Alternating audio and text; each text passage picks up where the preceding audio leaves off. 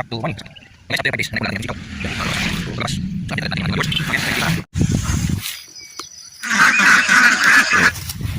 Dali lang. Napakasimple.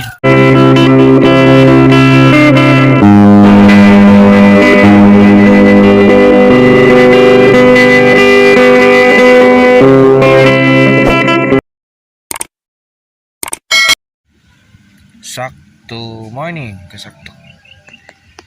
So guys, after 5 days na naipunla natin yung ating sitaw.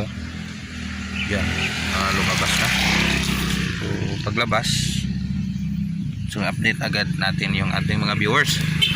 So again, may nakita na yung ating pinagpaguran.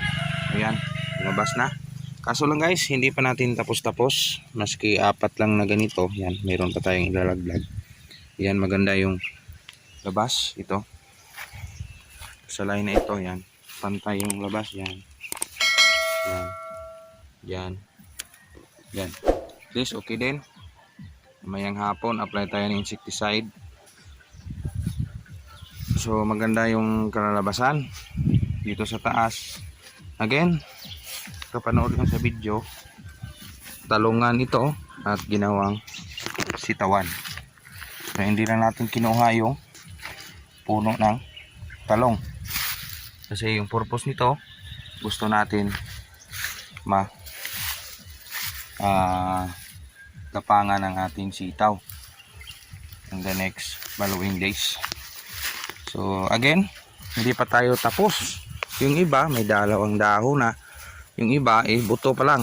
So still continue pa rin yung ating ganito pag dagdag. Kasi guys, yung style dito, yan, may mga sitaw na yan. Yung style kasi dito guys, ito, yan, may lalabas na yan, may mga sitaw na yan. Ito lang kasi yung tubig ko. Ito. So, yung isa kasing linya is bumabara. Tapos ito, hindi ganun ka lakas. So at least meron tayo. So hanggang dito lang yung aking bigay. Yan. So sitaw, ano yan, talungan. Tapos na yung sitaw na. Nidiya kung ganito guys, kaya gusto natin makahabol sa unseasonal.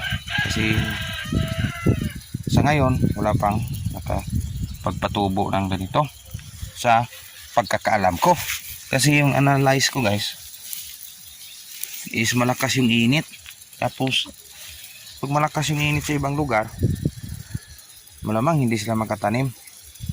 So hindi na natin binunot at hindi na natin land prep yung area. Pero may basal na yan na ipot ng manok o yung chikindang. So yan, wala pa yung tanim, pero binasa muna. Ang sa ganon, yung ipot na binasal dyan is lumambot, tapos lagyan ng buto. Paglagay ng buto, tutubo, ganito na. Yan, pansin nyo, kanina ito. So yan, napakasukal guys, pero at least tumubo. At least i-maintain na yung basa. Pabayaan na yung damo kung lalabas din siya. Yan is i-apply na natin ng gamas o ating pagdadamuhan na lang kung lalabas na yung damo.